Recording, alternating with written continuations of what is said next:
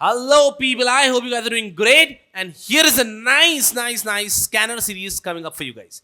लेकिन ये scanner series देखने के पहले आप लोगों को कुछ बहुत इंपॉर्टेंट 7-8 पॉइंट्स है जो पता होने चाहिए, जिसके लिए मैं यहां पर आपसे मिलने के लिए आया हूं. अच्छे से ध्यान देंगे. Listen to me very very very carefully. इसको हम नाम दे रहे हैं एक्स्ट्रा एज स्कैनर सीरीज. इसको हम नाम दे रहे हैं extra edge series for securities law, जिसको हम आसान भाषा में कह सकते हैं स्कैनर सीरीज. बिल्कुल सही है. तो ये एक एक्स्ट्रा एज सीरीज है सिक्योरिटीज लॉ की. आप सब बच्चों को ये सारा जो इंस्ट्रक्शन नोट आ रहा है उसको बहुत अच्छे से सुन लेना है और इसको ध्यान में रखते हुए पूरी स्कैनर सीरीज को देखना है. चलिए, सबसे पहली चीज, क्या सर ये स्कैनर सीरीज देखते समय हमारे पास स्कैनर की हार्ड कॉपी होने की आवश्यकता है क्या? The answer to that is no. आप चाहें तो अपने स्कैनर की कॉपी अपने पास रख सकते हैं और किसी व्यक्ति के पास स्कैनर की कॉपी नहीं भी है तो भी वो मस्ती से स्कैनर सीरीज देख सकता है. मैं यूज करने वाला हूं सुचिता प्रकाशन के स्कैनर. सुचिता प्रकाशन का स्कैनर मैं यूज करने वाला हूं. तो कोई व्यक्ति अगर चाहता ही है तो सुचिता प्रकाशन का स्कैनर यूज कर सकता है मेरे साथ में, तो उसके लिए ईज हो जाएगा. सुचिता प्रकाशन के आपका एक तो हार्ड कॉपी स्कैनर आता है, साथ में सॉफ्ट कॉपी स्कैनर भी आता है.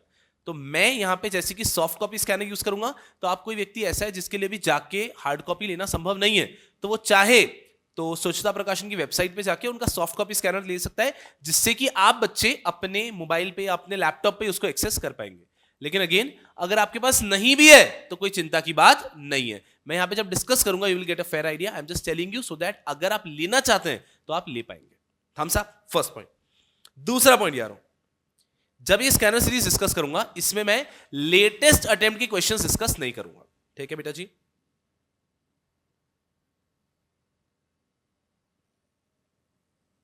लेटेस्ट अटेम्प्ट के क्वेश्चन यहां पे डिस्कस नहीं होंगे. उसका कारण यह है कि अगर किसी व्यक्ति के पास समय है तो वो क्या कर सकता है, पूरी स्कैनर सीरीज करने के बाद में जो आखिरी के कुछ अटेम्प्ट हुए उनके पेपर को लेके बैठ के प्रॉपर तरीके से देख सकता है. तो उसमें फायदा क्या होगा बेटा जी? उसमें फायदा ये होगा that you will have mix question. यहां स्कैनर सीरीज में तो चैप्टर वाइज होंगे. You will have mix question and you will be able to figure out कि मुझे जम रहा है या नहीं. लेकिन ये उसी व्यक्ति को करना है जिसको समय परमिट कर रहा है. बिल्कुल ठीक है. तो अगर आपके प्रिपरेशन में आपकी पूरे रेगुलर नोट्स, रेगुलर लेक्चर अच्छे से हो चुके हैं, एडिशनल टॉपिक्स अच्छे से हो चुके हैं, क्विक रिविजन हो चुके हैं, आपका रिविजन बहुत अच्छे से हो चुका है, टेस्ट सीरीज हो चुकी है और फिर भी आपके पास समय है एग्जाम तक, तो आप 3 घंटे का टाइमर लगा के कोई भी पास पेपर लेके लिखने की प्रैक्टिस कर सकते हो. तो उसके लिए लेटेस्ट अटेम्प्ट की क्वेश्चंस यहां पे हम लोग डिस्कस नहीं करते हैं, ताकि आपके लिए एक सरप्राइज एलिमेंट बना रहे. ठीक है गुंडे? उसके बाद में बहुत इंपॉर्टेंट बात, सबसे इंपॉर्टेंट बात यह है बेटा जी, क्या है यारो, what is this scanner series? As I am saying, extra edge. खाना बन चुका है बहुत सुंदर सा, अब हम उसके ऊपर गार्निशिंग कर रहे हैं. केक बन चुका है बहुत सुंदर सा, अब उसके ऊपर हम क्रीमिंग कर रहे हैं. ये जो आप बच्चे करते हैं ना, ये तभी सेंस बनता है जब आपका डिश टेस्टी है, तब तो गार्निशिंग का कोई सेंस बनेगा. सो ये जो एक्स्ट्रा एज सीरीज यहां पर सिक्योरिटीज लॉ की आ रही है, this is going to be relevant for only someone who has done the regular batch properly, the regular notes properly, the additional notes properly. कोई एक व्यक्ति जो ये सब बहुत अच्छे से कर चुका है, जिस व्यक्ति का रिवीजन बहुत अच्छे से हो चुका है, अब उसने एक्स्ट्रा एज के लिए आना चाहिए. एक्स्ट्रा एज के लिए आप तब आएंगे ना जब आपका रिवीजन अच्छे से हो चुका है. कोई व्यक्ति का अगर रिवीजन भी चल रहा है कि सर मैं तो अभी तक पता नहीं चल रहा है क्या करूं क्या नहीं करूं, तो उस व्यक्ति ने, जिस व्यक्ति का रिवीजन ही अच्छे से नहीं हुआ है, वो सीधा एक्स्ट्रा एज लेने की कोशिश करेगा तो अननेसेसरी परेशानी होगी. तो मेरा सुझाव क्या है कि जब आप बच्चे का ये सब बहुत अच्छे से हो चुका है, तब आपने स्कैनर सीरीज के लिए आना है, तब आपने एक्स्ट्रा एज सीरीज देखनी है. लॉजिकल है. फोर्थ पॉइंट, बहुत इंपॉर्टेंट पॉइंट ये भी बेटा जी, सुनना अच्छे से. आप क्या कर सकते हैं, you can have a page with you. एक ब्लैंक पेज ले लीजिए. जब आप स्कैनर सीरीज देख रहे हैं, उसमें आप क्या कर लीजिए, 2 लिस्ट बना लो. एक तो कोई भी चीज अगर आपको लिखती है very important, most important topics, तो अगर आपको लगता है कि कोई चीज बहुत ही इंपॉर्टेंट है तो उसकी लिस्ट बना लो कि कोई क्वेश्चन है जो लगातार बार बार पूछा गया है. कंडीशनल ऑफर है टेक ओवर कोड में जो बार बार पूछा गया है, फास्ट ट्रैक इश्यू है आईसीडीआर में बार बार पूछा गया है. आपको लगता है कोई भी टॉपिक बार बार पूछा गया है तो उसको एक स्टार मार्क करके टॉपिक्स का लिस्ट बना दो. दूसरा, कोई भी नया पॉइंट अगर आप सीखते हो तो एक और लिस्ट बना लो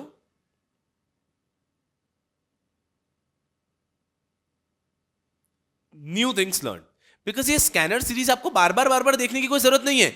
एक बार देख ली, हाँ ऐसे ऐसे ऐसे ऐसे क्वेश्चंस आते हैं। द पर्पस इज कि आपको कंटेंट तो पता है, जो आपने रेगुलर पढ़ा है वही लिखना है, वही कंठस्थ करके जाना है। लेकिन कभी कभी हमें समझ में आना चाहिए कि इस प्रकार का क्वेश्चन आएगा तो ये आंसर लिखना है, तो उसके लिए स्कैनर सीरीज काफी यूजफुल होती है। तो आपको बस ये ध्यान रखना है बेटा जी कि कोई भी नई चीज अगर आप यहाँ पे सीखते हो तो उस ब्लैंक पेपर पे लिख लो कि हाँ ये टॉपिक नया सीखा, ये चीज नहीं सीखी, लाइन नहीं सीखी, सो दैट एग्जाम के एक दिन पहले या फिर रिविजन के टाइम पे आपको कुछ नहीं पढ़ना है। रेगुलर नोट्स, एडिशनल नोट्स और ये जो नई चीज सीखी, वापस स्कैनर पे आने की कोई जरूरत नहीं एग्जाम के एक दिन पहले। अगर आपका स्कैनर है भी सही तो उसमें आप हाईलाइट कर दो कि बस ये नई चीज सीखी। Are we understanding? तो एक नई चीज सीखने का जो मौका मिला है उसको यहाँ पे हाईलाइट कर लो। कुछ चीजें ऐसी भी होती है जो आपका सिलेबस में है ही नहीं, जैसे कि मैं स्कैनर सीरीज कराऊंगा, कुछ 2013 के, 14 के, 2018 के क्वेश्चन है, तब वो ओल्ड सिलेबस था, अब वो रेलिवेंट नहीं है, बट फिर भी उसको हम एक बार पढ़ते हुए चलेंगे। क्यों बेटा जी? कभी कभी क्या होता है कि एग्जाम में सरप्राइज क्वेश्चन आते हैं, वैसे क्वेश्चन एक या दो ही आते हैं। स्कैनर सीरीज का एक पर्पस है कि एग्जाम में जो सरप्राइज क्वेश्चंस आते हैं वो भी आप हैंडल कर पाए। तो कोई नई चीज भी सीखिए तो उसको अच्छे से लिख के रख लेंगे, बस सिंपल है। चल, उसके बाद में गुंडे, हाँ कुछ लोग होंगे जो स्कैनर सीरीज के बाद फूल जाएंगे, कुछ लोग होंगे जो स्कैनर सीरीज के बाद सुकड़ जाएंगे। तो बेटा जी डरने का नहीं, चूंकि ये वीडियोस YouTube पे भी रहेंगे तो हो सकता है कोई स्टूडेंट जो हमसे नहीं भी पढ़ा, रेगुलर बैच मुझसे नहीं पढ़ा, सीधा स्कैनर सीरीज देखना है। एक बात को अच्छे समझ लेना कि ना तो स्कैनर सीरीज देख के आपको ओवर कॉन्फिडेंट होना है, ना ही स्कैनर सीरीज देख के आपको अंडर कॉन्फिडेंट होना है। ये चीज ध्यान रखो। कोई भी चीज यूट्यूब पे डालना काफी डेंजरस हो जाता है कभी कभी, तो ध्यान रखना है आपको ना तो ओवर कॉन्फिडेंट होना है। क्या बच्चे को लग रहा है ये सब तो पढ़ा हुआ है, सब आता है, मस्ती से मचा देंगे, आपको ऐसा ओवर कॉन्फिडेंट भी नहीं हो रहा। कोई बच्चा है जो डायरेक्टली मुझसे यूट्यूब से ही जुड़ा है, उस व्यक्ति को ना तो ये स्कैनर सीरीज देख के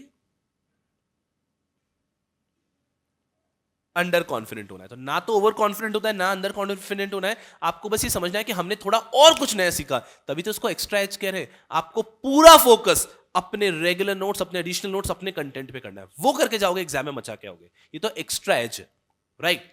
चल, जब हम देखते हैं ना, जैसे कि मैंने पहले ही बताया कि हमारी पिछले कुछ अटेम्प्ट में एक बच्ची थी मानिया श्रीवास्तव, EIR 1, जबरदस्त। उसके बाद में एक बच्ची थी पिछले अटेम्प्ट में who scored 94 in securities law. तो ये बच्चे वो नहीं थे कि जो बच्चे एकदम ही तूफान, एकदम ऐसा कि मतलब सर एकदम सब कुछ जबरदस्त आता है। ये वो बच्चे थे जो हमेशा कुछ सीखने को रेडी थे, हमेशा कुछ ना कुछ मेहनत करने को रेडी थे। तो हमारी तरफ से हम जो जो चीजें एक्स्ट्रा मेहनत करते थे उसका इन्होंने पूरा का पूरा फायदा उठाया। तो अच्छे से रेगुलर बैच पढ़ना है, अच्छे से एडिशनल नोट्स पढ़ने हैं, क्विक रिवीजन वीडियोस को पूरा अच्छे से फ्रूटफुल यूज करना है। सब होने के बाद में गार्निशिंग के लिए एंड में ये स्कैनर सीरीज देख लेनी है। आवे गुड? चल, उसके बाद में गुंडे एक और चीज है, कभी कभी एग्जाम में कुछ बहुत ही जनरल क्वेश्चंस आ जाते हैं, तो आपको इस स्कैनर सीरीज देख के उनका भी आइडिया लगता है। जैसे कि एक बार एग्जाम में क्वेश्चन आ गया कि बताओ लिस्टिंग के क्या क्या फायदे हैं। तो ऐसा कहीं पे लिखा हुआ नहीं है कि लिस्टिंग के क्या क्या फायदे हैं, लेकिन अगर आप जनरली भी सोच लिस्टिंग क्या फायदे हैं, कंपनी को फायदा ये हो जाता है कि कंपनी को विजिबिलिटी अच्छी मिलती है, गुडविल अच्छी मिल जाती है, कंपनी को अपने फायदे होते हैं, राइट? कंपनी को पैसा रेज करना ईजी हो जाता है, इन्वेस्टर के अपने फायदे हैं कि उसका इन्वेस्टमेंट जो है वो लिक्विड होता है, जब चाहे वो बेच सकता है, इन्वेस्टर को कंपनी के ज्यादा डिटेल्स मिलते हैं अगर वो लिस्टेड कंपनी में इन्वेस्ट करेगा। तो जनरल क्वेश्चन भी कभी कभी आ जाते हैं, तो आपने उन जनरल क्वेश्चंस को भी कैसे हैंडल करना है वो भी स्कैनर सीरीज में आपको एक आइडिया लगेगा। बिल्कुल ठीक है, तो मस्ती से बस सुनते जाना है। उसके बाद में गुंडे, हाँ मैं सही कह रहा हूं, ये बात तो आप मानते ही नहीं हो। Do not watch the scanner series on 1.5x। बेशरम बच्चे, स्कैनर सीरीज 1.5x पे नहीं देखने का है, क्योंकि स्कैनर सीरीज में मुझे पता है कि आपका समय बिल्कुल वेस्ट नहीं करना है। मैं खुद 1.5 पे बोल रहा हूं। स्कैनर सीरीज में आई नो दैट आप बच्चों के पास समय नहीं है और आप बच्चों का फटाफट से स्कैनर सीरीज कंप्लीट करना है, एक्स्ट्रा एज फटाफट से देना है आपको, तो उसके लिए मैं खुद ही 1.5x पे पढ़ाता हूं। तो आपने उसको 1.5x पे देखना नहीं है। आपका 1.5, मैं ऑलरेडी 1.5, वो कुछ 3 हो जाएगा और फिर कुछ समझ ही नहीं आएगा। ठीक है, तो इसको 1.5 पे नहीं देखना है। और उसके बाद में एक लास्ट पॉइंट गुंडे, ध्यान रखेंगे कि स्कैनर में कभी भी आप किसी भी क्वेश्चन का आंसर देख रहे हो तो उसकी साइज के बेस पे उसको जज नहीं करना है। वो उसके अंदर उन्होंने साइज को कोई उन्होंने ऑर्गेनाइज नहीं किया है। 4 मार्क्स के क्वेश्चन के लिए 2 पेज के आंसर दिए, कभी कभी 4 मार्क्स के क्वेश्चन के लिए 2 लाइनर आंसर दिया। तो आपको सिर्फ क्वेश्चन देखना है और आपको समझना है कि मुझे जम रहा है या नहीं, इसके अंदर आंसर में क्या लिखना होगा, बस उनका जो साइज ऑफ द आंसर, उनका फॉर्मेट ऑफ द आंसर है, उसको फॉलो नहीं करना है। वो आपको अपने ही फॉर्मेट में आंसर्स लिखने हैं। ये कुछ बहुत अच्छी चीज है। डोंट फॉलो फॉर्मेट और इवन साइज फ्रॉम स्कैनर। वो आपने अपने ही मगज के हिसाब से ही करना है। आई बिलीव अगर आपने ये सब चीजें कर ली है तो इतना तूफान एक्स्ट्रा एज लेके जाओगे आप एग्जामिनेशन में कि कोई ताकत आपको रोक नहीं पाएगी। Okay, I hope you guys are going to certainly enjoy the scanner series. बेटा जी इसी तरह से खूब खूब पढ़ो एंड खूब खूब खूब आगे बढ़ो।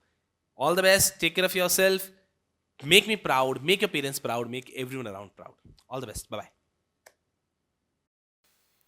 चलिए यार, I hope all of you are doing great. Let's talk about past year questions of chapter number 7 buyback regulations। चलिए यारों बढ़ते हैं। जैसे कि आपको दिख ही रहा है बायबैक रेगुलेशन 2018 के अंदर रिवाइज हो चुकी थी, तो कुछ ऐसे सवाल होंगे जो पुराने रेगुलेशन के भी होंगे। ठीक है, डीलिस्टिंग रेगुलेशन 2021 उसके शायद से पास्ट ईयर क्वेश्चन डिस्कस करना पॉसिबल ही नहीं होगा बिकॉज वो अभी अभी नया है। जैसे कि दूसरा share based employ benefit and statutory shares 2021 वो अभी भी नया है, लेकिन उनके पास ईयर क्वेश्चन शायद डिस्कस करना उतना रेलेवेंट नहीं होगा, लेकिन बायबैक के पास ईयर क्वेश्चंस डिस्कस करना रेलेवेंट होगा बिकॉज 2018 में आ चुका है, तो उसके बाद काफी सारे अटेम्प्ट वैसे भी हो चुके हैं। तो we are going to see all the past year questions of buyback regulation.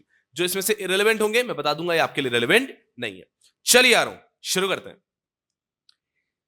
सबसे पहला सवाल क्वेश्चंस कहां से शुरू हो रहे हैं यारों? सवाल सवाल सवाल यहां से शुरू होते हैं यारों। चलिए, explain the implications of stamp duty on buyback of shares by a company from share holder. 2012 का सवाल है, अब हमारे लिए रेलेवेंट नहीं है, बट एक बार रीड जरूर कर लेते हैं ऐसे ही। Transfer of shares do not attract stamp duty because of schedule 1 entry 62 of Indian stamp act. In case of duty back, shares have to be extinguished within 7 days from the last date of completion of buyback. Hence, no registration of shares take place in the name of the company. The name of member holder will be struck off. Therefore, buyback cannot be constituted as transfer and stamp duty will not be payable. माना ये आपके लिए अभी relevant नहीं होगा, लेकिन ये सीखने में बुराई क्या है? तो एक नई चीज सीख ली अभी कि कभी भी जब आप शेयर्स को बायबैक करते हैं तब स्टैम्प ड्यूटी एप्लीकेबल नहीं होता है, बिकॉज इफेक्टिवली ट्रांसफर हो ही नहीं रहा है। जब शेयर्स हम किसी से खरीद रहे हैं, खरीद के किसी और व्यक्ति के नाम पे रजिस्टर कर रहे हैं, transferor transferee, there is no transferee practical in this case, तो इसे ट्रांसफर नहीं कंसीडर किया गया, यहां पे स्टैम्प ड्यूटी भी नहीं लगता है। तो क्या बायबैक के केस में स्टैम्प ड्यूटी लगता है कि नहीं? तो हमारा जवाब होगा नहीं नहीं नहीं। ठीक है गुंडो, चल next is, can a company buyback it's own shares और any specified securities through negotiated deals or through any private arrangement comment with methods allowed for buyback? कि क्या आप प्राइवेट अरेंजमेंट से, नेगोशिएटेड डील से बायबैक कर सकते हैं क्या? देखो क्या लिखा है, as per regulation 4(6) of SEBI buyback regulation 2018, a company shall not buy back its shares or other specified securities from any person through negotiated deals, whether on or off the stock exchange or through spot transaction or through any private arrangement. आप कभी भी negotiated deals के through buyback नहीं कर सकते, ये भी आपने पढ़ा था। अगर आप देखोगे तो जहां पे हम टाइप्स ऑफ बायबैक पढ़ते हैं वहीं पे लिखा हुआ एक जगह पे कि नेगोशिएटेड डील से बायबैक नहीं हो सकता है। तो एक सवाल आता है कि क्या नेगोशिएटेड डील से बायबैक हो सकता है? क्या पर्सनली किसी के साथ बैठ के बोल सकते हो ए तेरे शेयर मुझे दे दे, मैं बायबैक करना चाहता हूं? नहीं, नेगोशिएटेड डील से बायबैक नहीं हो सकता है। उसके बाद लिखा है बायबैक करने के 3 तरीके। बायबैक कर सकते हैं आप प्रोपोर्शनेटली प्रो रेटा बेसिस पे, buyback through tender offer, buyback कर सकते हैं आप स्टॉक एक्सचेंज से थ्रू एज एन, बायबैक कर सकते हैं ओपन मार्केट से थ्रू स्टॉक एक्सचेंज और थ्रू बुक बिल्डिंग मैकेनिज्म, या फिर बायबैक कर सकते हैं ऑर्डर लॉट से। तो ये बायबैक की मेथड है। नेगोशिएटेड डील से बायबैक अलाउड नहीं है। जैसे कि मैंने आपको शुरुआत में बताया था कि एक ब्लैंक पेपर लेके आप बैठ सकते हो जब भी आप किसी चैप्टर का स्कैनर सीरीज देख रहे हो। तो यहां पे आपने 2 लाइन सीखी अभी तक। पहली लाइन सीखी कि जब भी आप शेयर्स को बायबैक करते हैं तो कोई स्टैम्प ड्यूटी पेबल नहीं होता बिकॉज ट्रांसफर नहीं है। दूसरी चीज आपने सीखी कि नेगोशिएटेड डील्स के माध्यम से आपका बायबैक नहीं हो सकता है। तो कुछ भी नया सीखते हो तो वहां पे लिख लो, ताकि एग्जाम के एक दिन पहले आपको ये स्कैनर सीरीज के वीडियो देखने की कोई आवश्यकता नहीं है। एग्जाम के एक दिन पहले आपको अपनी स्कैनर देखने की कोई आवश्यकता नहीं है। आप अपने रेगुलर नोट्स, एडिशनल नोट्स ही पढ़ो और ये एक और शीट आ गई है जिसको रीड कर लिया, you will be super sorted. चलिए करना, इसके बाद में अगला सवाल देखते हैं। Increase in voting right in a target company by any share holder pursuant to buyback is exempted from the obligation to make an open offer subject to certain condition. In light of the statement, you're required to enumerate these conditions. कुछ भी नहीं, ये actually buyback का सवाल है ही नहीं। इसमें भले बायबैक दिया हुआ है तो जो भी व्यक्ति बैठ के स्कैनर के अंदर क्वेश्चंस को बाइफरकेट कर रहा होगा कि ये इस चैप्टर में जाएगा, ये इस चैप्टर में जाएगा, this question actually belongs to take over code. ठीक है बेटा जी।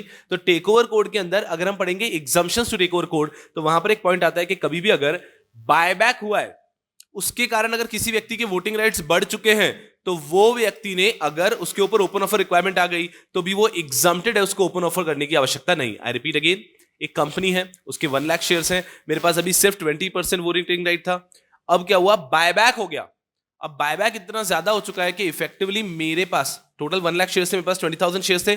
अब मान लीजिए अब 20,000 शेयर्स का बायबैक हो गया, तो अब बचे कितने, 80,000 शेयर्स। मेरे पास कितने हैं, 20,000 शेयर्स। तो earlier when I was holding 20,000 shares out of 1 lakh shares, my voting right was 20%, but now I am holding 20,000 shares out of 80,000 shares, so now my voting right is 25%। तो यहां पे मेरा वोटिंग राइट ट्रिगर हुआ, touch हुआ, लेकिन उसमें मेरा कोई कंट्रीब्यूशन है क्या, नहीं, तो आई विल बी एग्जम्प्टेड। ये यहां पे बताने की कोशिश की है, ये बायबैक का सवाल नहीं है, ये टेक ओवर कोड का सवाल है। तो वहां का एक एग्जम्पशन था जो यहां पे बताया गया है।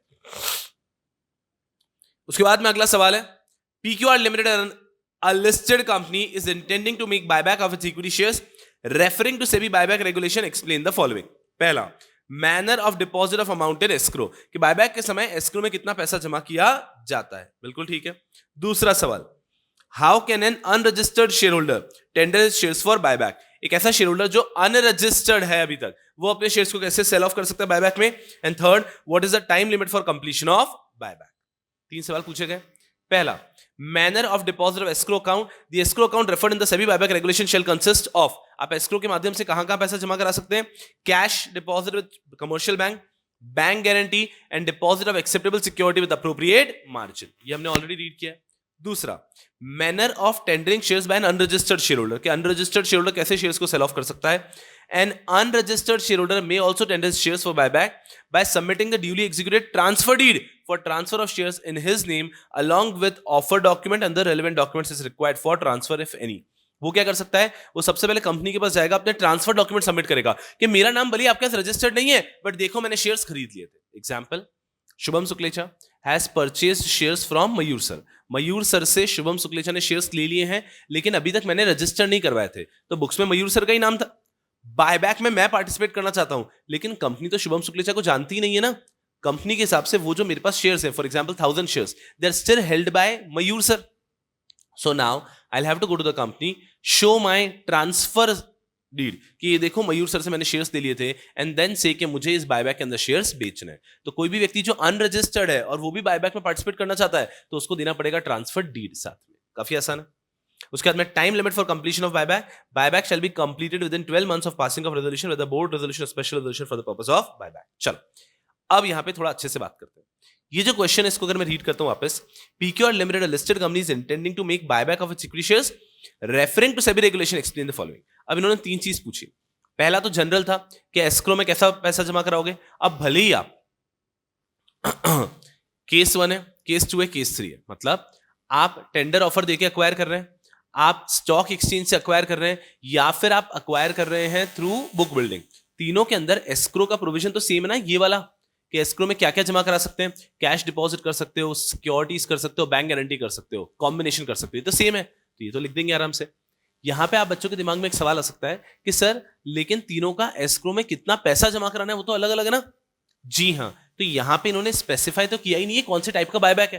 इन्होंने जनरली बोल दिया कि बायबैक के अंदर एस्क्रो का क्या प्रोविजन है, तो हमें जनरलाइज प्रोविजन लिखना है। आपको मार्क्स देखने के कितने मार्क्स का क्वेश्चन है, ये हमें दिख रहा है 4 मार्क्स का क्वेश्चन है, और उसमें 3 सब क्वेश्चन है। तो एक क्वेश्चन कितने मार्क्स का हो गया, एक क्वेश्चन हार्डली आपका 1 मार्क्स 1.5 मार्क्स का क्वेश्चन है। तो 1.5 के लिए क्या ये वर्थ इट होगा क्या कि आप तीनों को एक्सप्लेन करो कि अगर हम यहां से बायबैक करें तो एस्क्रो का प्रोविजन ऐसा है, यहां से बायबैक करें तो एस्क्रो का प्रोविजन ऐसा है, यहां से बायबैक करेंगे तो एस्क्रो का प्रोविजन ऐसा है। नहीं, तो आपको जो कॉमन एस्क्रो का प्रोविजन है वो लिखना था यहां पे कि आप अगर कभी भी बायबैक करें तो एस्क्रो में ये 3-4 ऑप्शन से यहां पे पैसा जमा करा सकते हैं। दूसरा भी इजी था कि अनरजिस्टर्ड शेयर होल्डर कैसे टेंडर करेगा, वो भी जनरल 1.5 मार्क्स के लिए कितना ही लिखोगे।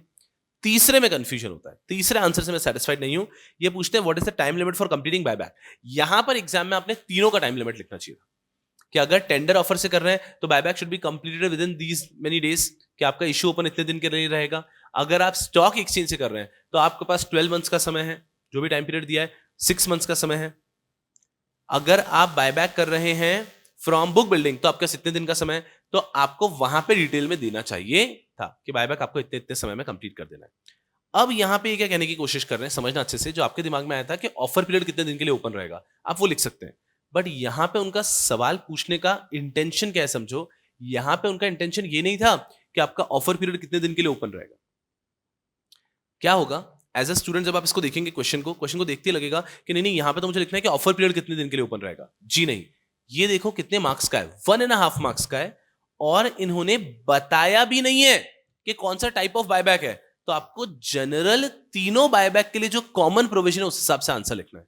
आई रिपीट अगेन, क्वेश्चन को केयरफुली देखना, अच्छा क्वेश्चन है। ये क्वेश्चन के अंदर इन्होंने बताया ही नहीं है कि बायबैक का टाइप कौन सा है। जब इन्होंने बायबैक का टाइप ही नहीं बताया है तो आप बच्चे एक जनरल आंसर देंगे तीनों के हिसाब से। तो पहला हो गया क्लियरली कि हम एस्क्रो में पैसा इन 3 जगह पे जमा कर रख सकते हैं या कॉम्बिनेशन में। दूसरा, अनरजिस्टर्ड शेयर होल्डर आया तो ट्रांसफर डीड के साथ आ सकता है। एंड लास्ट इज के बायबैक का कितने समय में हो जाना चाहिए। तो अब ये नहीं बता रहे कि इश्यू कितने दिन के लिए ओपन रहना चाहिए, ये पूछ रहे हैं कि कितने समय में पूरा बायबैक हो जाना चाहिए। तो उसके लिए आता है कि जिस दिन आपने रेजोल्यूशन पास किया है उसके 12 मंथ्स के अंदर पूरा का पूरा बायबैक हो जाना चाहिए। I P understanding. तो एग्जाम में अगर ऐसा सवाल आता तो आप लोग कंफ्यूज हो जाते शायद, क्योंकि आप लोग क्या करते हैं, हर एक टाइप ऑफ बायबैक के लिए आंसर लिखने की कोशिश करते हैं। बट जब 4 मार्क्स के लिए पूछा गया है और उन्होंने बताया भी नहीं है कि कौन सा बायबैक है, तो आपको जनरल आंसर लिखना है जो कॉमन है ओवरऑल बायबैक के लिए, not with respect to a specific type of buyback. I hope you guys are understanding. चलो बंदे, उसके बाद में फिर प्रैक्टिकल क्वेश्चन चालू हो जाता है कि बायबैक आप कैसे करोगे वगैरह। ठीक है, ये हमने न्यूमेरिकल के अंदर वैसे भी देखा है। नेक्स्ट, ये भी हमने न्यूमेरिकल क्वेश्चंस के अंदर देख लिया। नेक्स्ट, बहुत इजी है question. RN Limited has equity share capital of 20 lakh of face value of 10 each listed in Bombay Stock Exchange. The company is proposed for buyback of its shares up to 25%. क्या एक company 25% buyback कर सकती है? Yes, the maximum limit of buying back is 25%. लेकिन उसके लिए company को पास करना पड़ेगा क्या? Special resolution. As a company secretary explain the conditions for buyback. तो आपको एज अ कंपनी सेक्रेटरी पूरा एक्सप्लेन करना है कि बायबैक की कंडीशंस क्या होती है सबसे पहले, उसके बाद में बायबैक कितना किया जा सकता है। बायबैक कर सकते हैं आप 25%। मैंने आपको पहले ही शुरुआत में बता दिया है कि आपको कभी भी क्वेश्चन जो स्कैनर में एक आंसर की साइज दे रखी है उस पे जाना नहीं।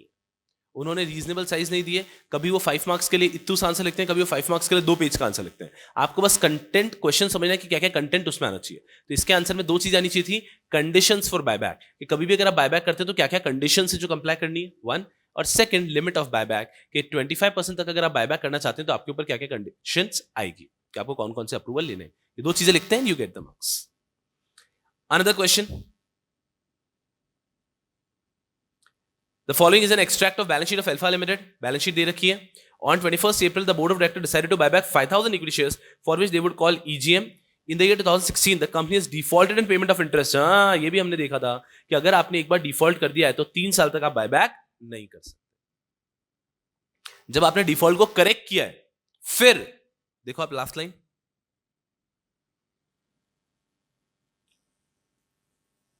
although the company has made good the default in the year 2017, but the statutory period of 3 years has not lapsed. Hence, the company cannot proceed to buyback. चल, उसके बाद में सवाल है, answer the following with reasons with reference to SEBI buyback regulation whether these buyback are as per the provision of regulation. Buyback की basic conditions आती है जो हमने न्यूमेरिकल के अंदर वाला क्वेश्चन भी देखा था, कंपनी लॉ के अंदर दी गई है कि कंपनी कुछ बायबैक की कंडीशंस होती है। तो अगर आपने डिफॉल्ट किया इंटरेस्ट के अंदर, आपने स्टैट्यूटरी ड्यूज में डिफॉल्ट किया तो आप बायबैक नहीं कर सकते। आपने उस डिफॉल्ट को सही कर दिया है और 3 साल हो चुके हैं, उसके बाद में आप वापस बायबैक कर पाएंगे। चले, अभी कुछ सेंटेंसेस दिए, 1 मार्क के 5 क्वेश्चन है। पहला, द कंपनी कैन डायरेक्टली और indirectly purchase its own shares through any subsidiary including its own subsidiary. सवाल क्या है, answer the following with reason with reference to SEBI buyback regulation whether these buyback are as per the provision of the regulation. कि या जो sentences दिए वो सही है या नहीं है। पहला, The company can directly or indirectly purchase its own shares through any subsidiary, including its own subsidiary. कि एक कंपनी खुद के शेयर्स परचेज कर सकती है डायरेक्टली इंडायरेक्टली अपनी सब्सिडरी के थ्रू भी। Yes or no? देखो answer, as per the conditions and requirements for buyback of shares provided under SEBI buyback regulation, the company shall not directly or indirectly purchase its own shares through any subsidiary. Company directly indirectly खुद के shares अपने subsidiary के through purchase नहीं कर सकती है। तो first statement गलत है, वो बायबैक के रेगुलेशन के हिसाब से अलाउड नहीं। Therefore, this statement is not as per the provision of SEBI buyback regulation. Next, the company has made buyback of shares out of proceeds of an earlier issue of the same kind of shares. कि हम क्या कर रहे हैं? Buyback कर रहे हैं out of the proceeds of same kind of shares. हमने shares issue किए, जो पैसे आए उसी से हम उसी टाइप के शेयर्स का बायबैक कर रहे हैं। कर सकते हैं क्या? देखो यारा, as per the conditions and requirement of buyback of shares provided by SEBI buyback regulation, the buyback shall not be made out of proceeds of an earlier issue of the same kind of shares or same kind of other specified securities. आपने same type के shares issue किए, उसके जो proceeds आए उससे buyback नहीं कर सकते सेम टाइप के शेयर्स का। हाँ, डिफरेंट, हमने डिबेंचर्स इशू किए, उससे जो पैसा आया उससे हम इक्विटी शेयर्स का बायबैक कर सकते हैं, ये अलाउड है। लेकिन हमने इक्विटी शेयर्स इशू किए, उससे जो पैसा आया उससे हम इक्विटी शेयर्स का बायबैक कर रहे हैं, ये अलाउड नहीं है। तो जब भी आप बायबैक करते हैं same type of securities, same type के इशू करके जो पैसा आ रहा है उससे आप बायबैक नहीं कर सकते। इजी है।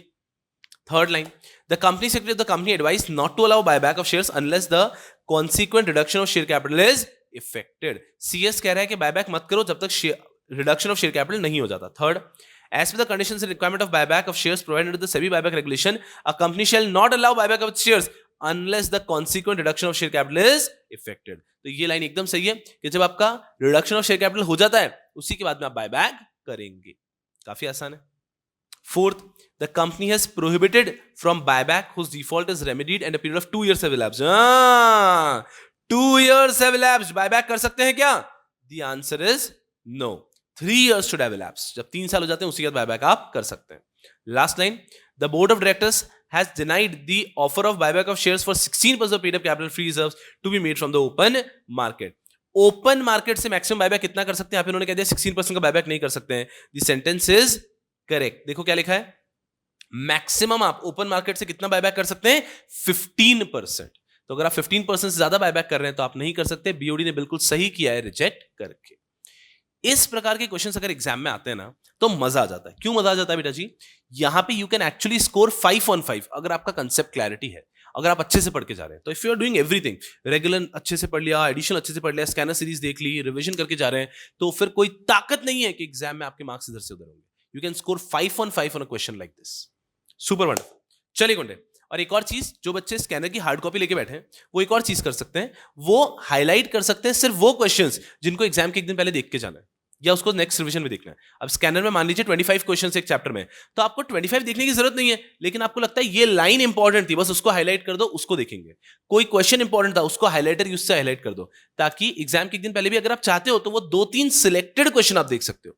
कोई व्यक्ति अगर एग्जाम के एक दिन पहले सारा का सारा पेपर देखने की कोशिश करेगा तो वो संभव नहीं है। एक सुंदर बात सिक्योरिटीज लॉ की ये है, जो बच्चे सिर्फ मॉड्यूल 2 देते हैं उनका पहला पेपर होता है सिक्योरिटीज लॉ, तो वो चाहें तो पहले पेपर के पहले ये सारे स्कैनर की जो हाईलाइटेड क्वेश्चंस उनको आराम से देख सकते हैं। ठीक है, चलो।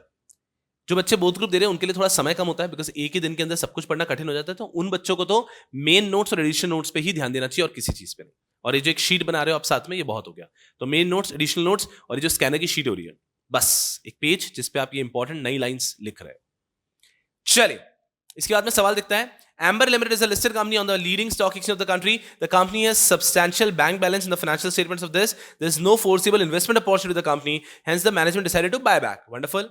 As a company secretary, prepare a note to MD enumerating the conditions for buyback. काफी आसान है कि आपको as a company secretary BOD को बताना है कि कैसे बायबैक करना है। गधों, याद करो, मैंने आपको थोड़े दिन पहले जब स्कैनर सीरीज का आई थिंक चैप्टर नंबर 5 पढ़ा रहा था, उसमें बताया था कि कभी भी ऐसा आता है कि as a company secretary note दो BOD को, तो आपको आंसर तो वही लिखना है, आंसर सेम है, कंडीशंस ऑफ बायबैक लिखना है, लेकिन इसके अंदर आपको शुरू ऐसे करना है, to board of directors of this company subject regarding note for buyback dear sir ma'am, फिर शुरू करना है और नीचे कंपनी सेक्रेटरी करके XYZ।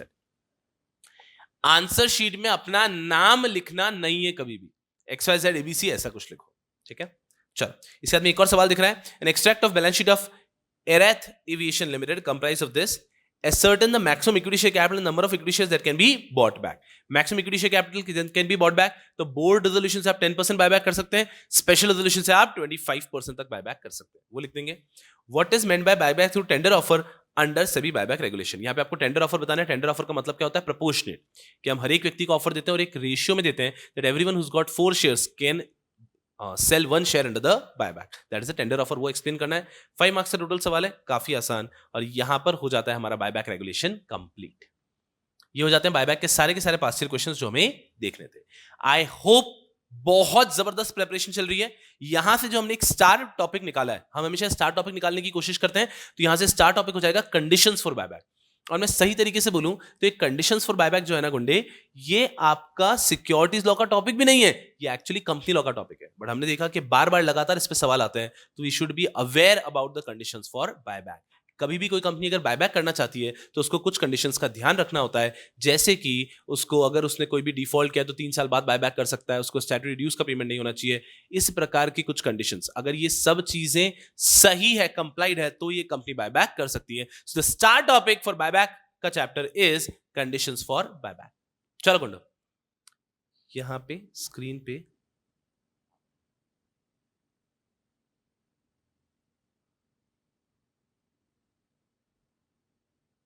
Yes, conditions for buyback आपको स्क्रीन पे दिख रही है। ऐसी अगर मैं फटाफट से दिखा दूं, पहली कंडीशन 25% वाली रूल, कि आप 25% तक ही बायबैक कर सकते हो मैक्सिमम, ठीक है।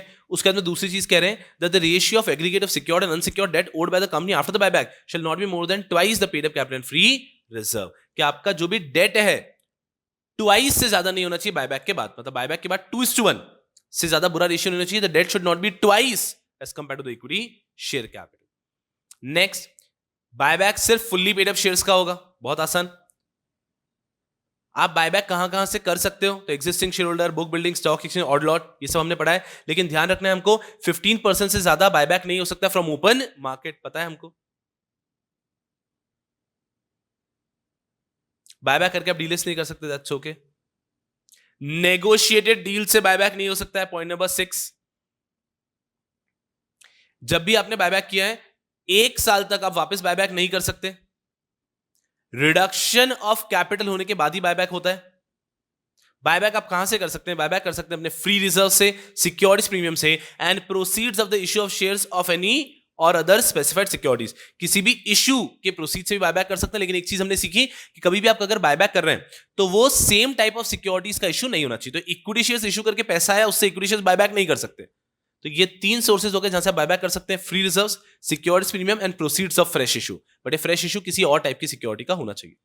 एडिशनल कंडीशन और कंडीशन देखते हैं, ये कंपनी लॉ वगैरह की कंडीशन आ गई क्या, कि आपके एओए ने ऑथराइज करना चाहिए, जनरल मीटिंग में स्पेशल रेजोल्यूशन पास करना होगा अगर जरूरत है तो। उसके बाद में बायबैक आपका 1 साल के अंदर हो जाना चाहिए, कि आपने जब भी कोई रेजोल्यूशन पास किया, बोर्ड या स्पेशल रेजोल्यूशन, उसके 12 मंथ्स के अंदर बायबैक कंप्लीट हो जाना चाहिए। आपको आरओसी सेबी को रिटर्न फाइल करना है बायबैक का, दैट्स इट, बाकी कुछ नहीं है। तो ये सब बेसिक कंडीशंस ऑफ बायबैक हो गए। तो आप सिंपल, ये सब आपको पता है, एक भी नया कंडीशन नहीं है, बट आप सिंपल एक आंसर बना सकते, रख सकते हो कंडीशंस फॉर बायबैक। उसमें इंटरेस्ट वगैरह वाले पॉइंट भी ऐड कर सकते हैं, कि अगर मान लीजिए कभी भी एक कंपनी ने इंटरेस्ट पे नहीं किया है, तो उसको जब आपने रेमेडी किया है उसके भी 3 साल के बाद ही आप बायबैक कर पाएंगे। तो इस प्रकार की जो कंडीशंस है वो एक जगह पे लिख के रख लिए तो काफी आसान हो जाएगा एग्जामिनेशन में। And that is all about buyback. Okay गुंडो, आई गेस आपकी प्रिपरेशन बहुत जबरदस्त चल रही है, और इसी प्रकार से अगर आप लोग पढ़ते रहे तो बेटा जी कोई ताकत नहीं है जो एग्जामिनेशन में आपको रोक पाएगी। Keep studying, keep smiling, keep working hard. I'm going to see you people in the next episode of Scanner series. Bye bye.